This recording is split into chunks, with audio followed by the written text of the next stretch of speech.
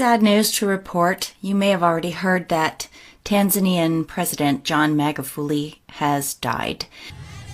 It's sad because Magufuli was a champion for his people. He stood up for them. He cut corruption. He built new infrastructure. He slashed his own salary and the salary of many people in the government to return that money to be used in programs that would better his country.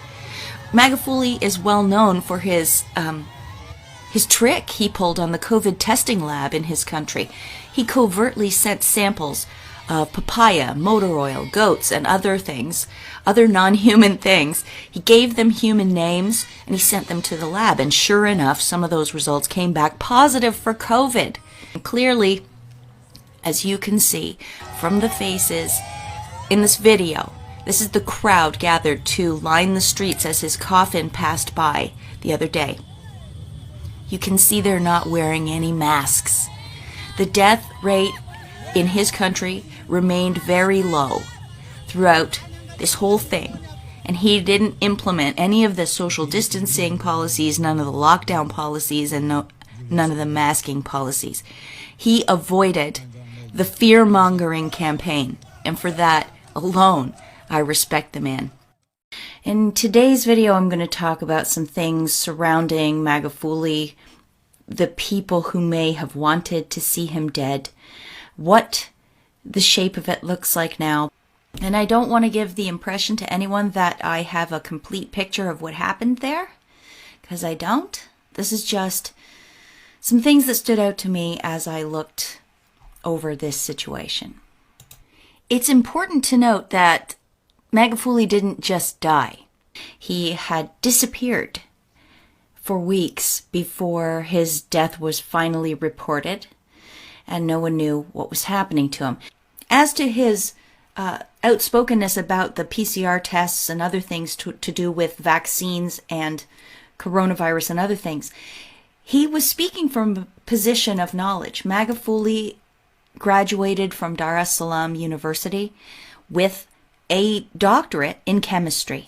He also worked in the industry. So he knew what he was talking about, and he used his knowledge to make the WHO, the World Health Organization, look foolish. So you can see where this is going. He's standing up to the typical global powers in a big way. And then all of a sudden, he goes missing and dies at the age of 61. I don't know, it's a little suspicious to me. And even here, I just want to show you one more thing. Back in 2017, in an article in Reuters, it says Tanzania's Magufuli rejects calls to extend rule beyond two-term limit. You see, what was happening was people in his country wanted him to stay their leader forever. And he said no. He said, I have sworn to defend the Constitution. I shall play my part and pass on the leadership reins to the next president when the time comes. He was well loved, and he was a constitutional loyalist. He stayed true to the Constitution, which is, in actual fact, if you look deeply into this, that's part of the problem. The people that they are putting out there in the press all the time that speak badly about Magufuli, one of their criticisms is he never changed the Constitution at all. That's their criticism. They wanted him to undermine the Constitution, and he didn't. One of the people, by the way, who is out there speaking ill of Magufuli is this guy, Tundu Lissu. He was the opposition leader in Tanzania. But this guy has no room to talk. He himself violated the Constitution. In fact, listen to this. He was the opposition leader, but in September 2017, he got shot, and he ran from the country. And since January 2018, he has been in Belgium.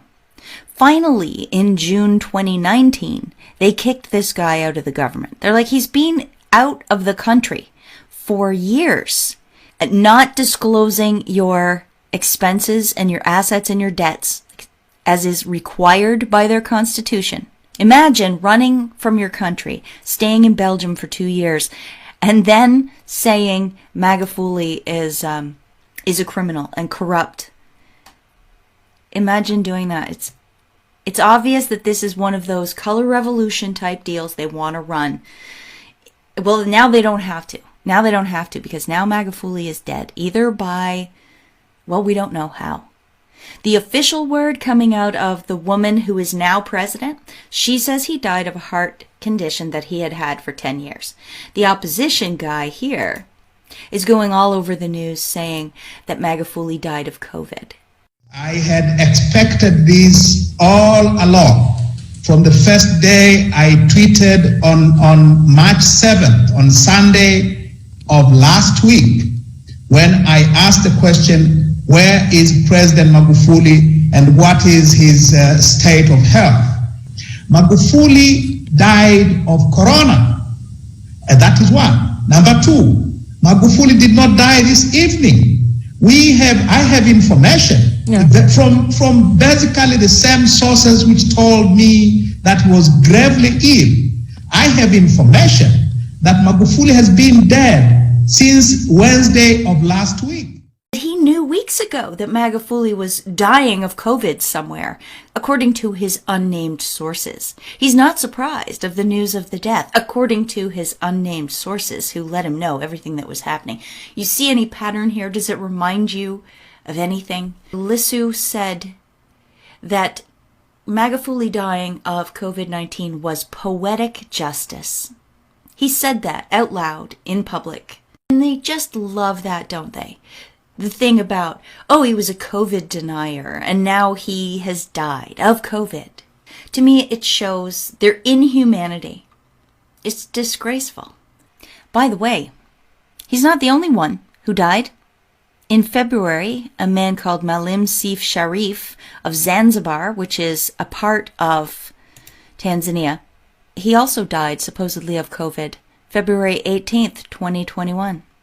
I don't know which side of the COVID debate he landed on, but he also suddenly died. The creepy thing about this is a lot of people could have called the possible hit on Magufuli, and one organization did. The Off Guardian published this on March 12th, so just days before Magufuli was reported dead. They said Tanzania, the second COVID coup. The Off Guardian speculates that we might be about to see the sudden death and or replacement of the president of Tanzania, just like they did to Pierre Nkurunziza of Burundi. He refused to play along with COVID and instructed the WHO delegation to leave his country before dying suddenly of a heart attack or suspected COVID-19. And then his successor immediately reversed every single one of his COVID policies, including inviting the WHO back into the country. That was in Burundi. As the Off Guardian points out, the Guardian had published this article in the first week of February saying it's time for Africa to rein in Tanzania's anti-vaxxer president. And they say, what is wrong with President John Magufuli? Many people in and outside Tanzania are asking this question. At about the same time, the Council on Foreign Relations published an article in which they say a bold figure within the ruling party could capitalize on the current episode to begin to reverse course. They were speaking about Magufuli possibly having COVID-19 because he was missing and nobody knew where he was. Council on Foreign Relations is saying a bold person within the party could capitalize on this. In the Guardian article, they say that Magufuli needs to be challenged openly and directly. Magufuli's unconscionable stance should compel us all to act. And they go further than that. Look what the Guardian says. This seems like a veiled threat to me. They say Magufuli knows that Ghana's former president, Jerry John Rawlings, has died from the virus. So too has former Congo-Brazzaville president. Last month, 4 Zimbabwe cabinet ministers, including Sibusiso Moyo, died of COVID. In Malawi, 4 government officials, including 2 cabinet ministers, succumbed. In Eswatini, former Swaziland, Prime Minister Ambrose Dlamini fell to the virus. Sudan's last democratically elected Prime Minister Sadiq al-Mahdi has died, as has Libya's former Prime Minister and Somalia's former Prime Minister. In Burundi, Tanzania's neighbor, 2 former presidents, Pierre Nkurunziza and Pierre Buyoya, have died from COVID-19. So they list 16 people who have died from COVID-19. What are they trying to say? The question of whether or not this is a covert threat towards Magufuli becomes even more important to answer when you consider that the entire global development section of The Guardian is paid for by the Bill and Melinda Gates Foundation and has been for years. So I wonder what editorial control they get over this section, and I wonder what they were up to here. Were they threatening him? It's hard to tell. There's so much plausible deniability in that article. Well, who is going to replace him? We already know it is Samia Suluhu Hassan. She is now the president of Tanzania. And when you look into her, it says that after her studies in 1992, she was employed in a project funded by the World Food Program, which is, of course, the UN. And then she went to England for some more education. And she went to the Open University of Tanzania. Further in the article, it says she's married to a guy called Hafid Amir. And her daughter, Mwanu Hafid Amir, is a member of the Zanzibar House of Representatives. So she's also in government. Mother and daughter are in government. And her daughter also went to the Open University of Tanzania, studied at the Center for Foreign Relations and something called InfoServe USA, which I have not yet done a dig on, but they sound very State Department-y to me. I'm going to look at her husband in a second, but first I just want to go through a little bit about the Open University of Tanzania. Here's their report, their annual report from 2014-2015, and they mention that they got outstanding growth in their finances, and a lot of that comes from the World Bank and an organization called SIDA, which is the Swedish International Development Agency. They rank at the top of funders, so they say. And the other partners in the top 5 positions are the Open University of UK, Association of Commonwealth Universities, the Rockefeller Foundation, and UNESCO. So now we're talking about the deep swamp, the Rockefellers, and the United Nations grift program. That's what that is. It just sucks taxpayer money, and really who knows how it gives it to projects that it wants to use to reformat the world. And you can see in here that the University of Tanzania had super extreme growth starting in about 2008, where the numbers in the front go from double or single digits to triple digits, and then on up way past that as we go through time. In 2014-2015, look at the exponential growth there. There's two other sources of funds they mention that gave quite a lot to the Open University of Tanzania, and that's Costech and Agra Project.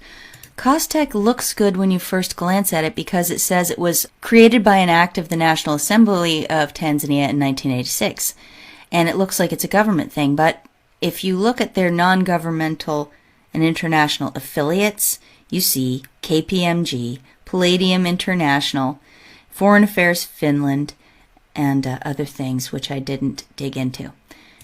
If you look at the Agra Project, boom, there you go again. It's Bill Gates and the Rockefeller Foundation. Agra was set up in 2006 by Bill and Melinda Gates and the Rockefeller Foundation. One major customer for Agra farmers is the UN World Food Program.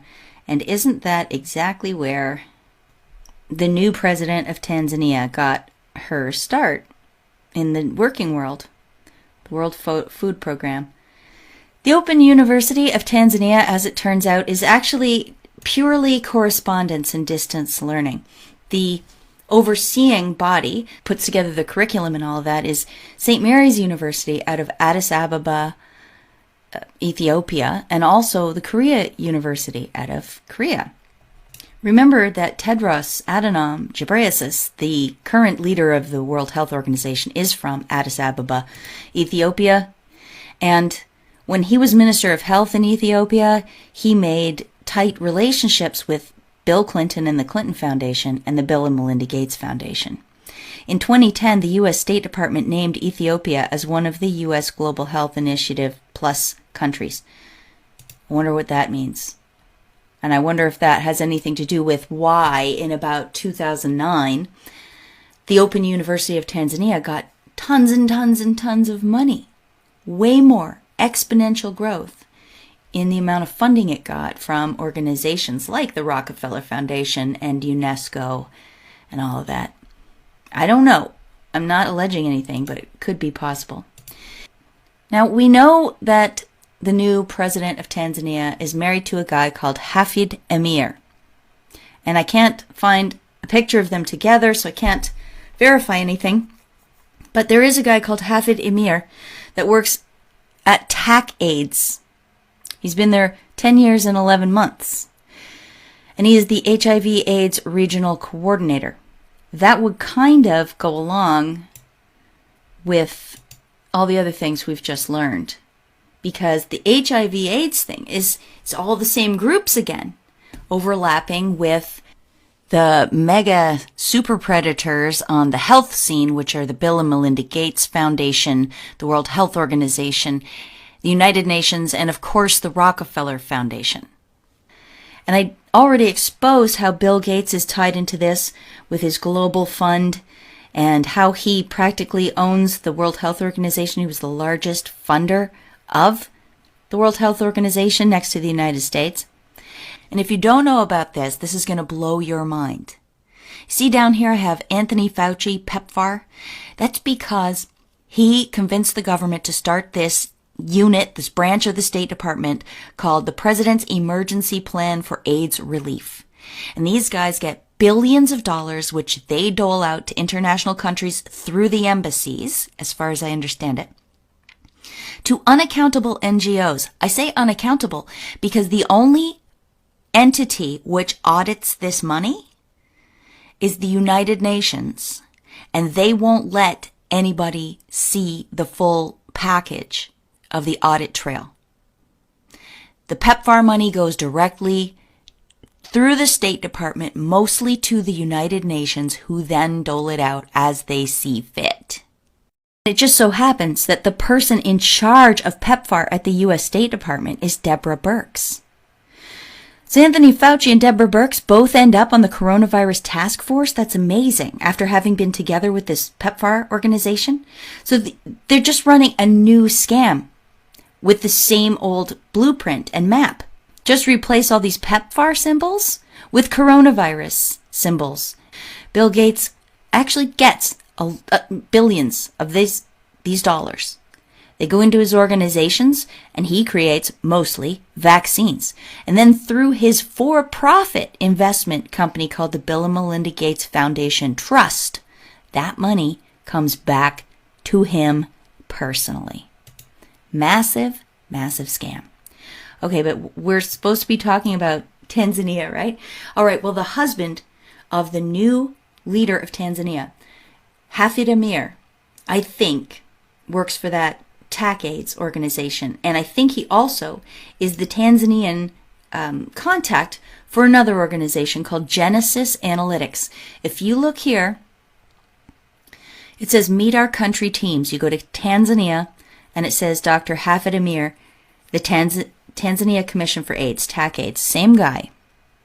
The partners in Genesis Analytics are the Global HIV Prevention Coalition, Genesis Unlocking Value, University of Manitoba, which also is home to Canada's only level 4 virology lab, and the Bill and Melinda Gates Foundation. All right? But it doesn't stop there. I wanted to see what this organization is, Genesis Unlocking Value, because that's what this is all partnered in. And look at this. Genesis is about behavioral economics. Behavioral economics is a powerful field that combines economics and psychology and uses the understanding of these sciences to influence behaviors and improve decision-making for the better through low-cost, easy-to-implement interventions. In 2014, Genesis Analytics created the first team of consultants in Africa to use a scientific understanding of human behavior to solve applied business problems in the world. Our experience shows that changing behavior and improving decision-making add value in a wide range of industries and channels. We embed behavioral insights in below-the-line marketing and communications campaigns for large banks. We increase monthly contributions for retirement funds for large insurers. We adapt websites for luxury vehicle multinationals. We redesign loyalty programs for large retail e-commerce platforms. We train organizations to take advantage of behavioral economic capabilities. Does that sound like an organization that should at all be involved in AIDS or health? But that's where they are involved, in partnership with Bill and Melinda Gates. And that's where possibly the new Tanzanian president's husband works? I guess that's a handy thing for the globalists, isn't it? As this Kenyan political analyst says, Magufuli came in on the platform of fighting corruption and empowering the masses.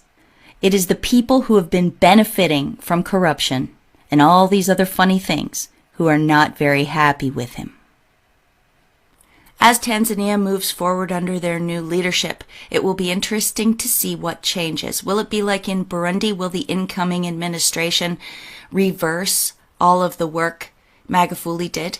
Will the people of Tanzania start to get scared? Will they be seen now wearing masks and social distancing? Will their businesses crumble because of a lockdown?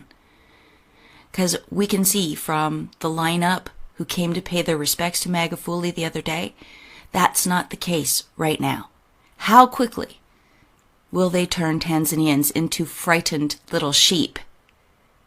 Maybe they won't. We can keep our fingers crossed for that. I'm going to stop talking now. Thanks a lot for being here, everybody. Please remember, if you'd like to support my work, go over to amazingpolly.net. You can send me an online digital contribution, or you can see my P.O. box there where you can send a letter or a gift or cash wrapped in tinfoil. I'm still collecting it. I love that. Either way, whichever you choose to do, thank you so much for being here, for sharing the video. Please leave a thumbs up. Please leave a comment if you would like to. And until next time, everybody, peace out.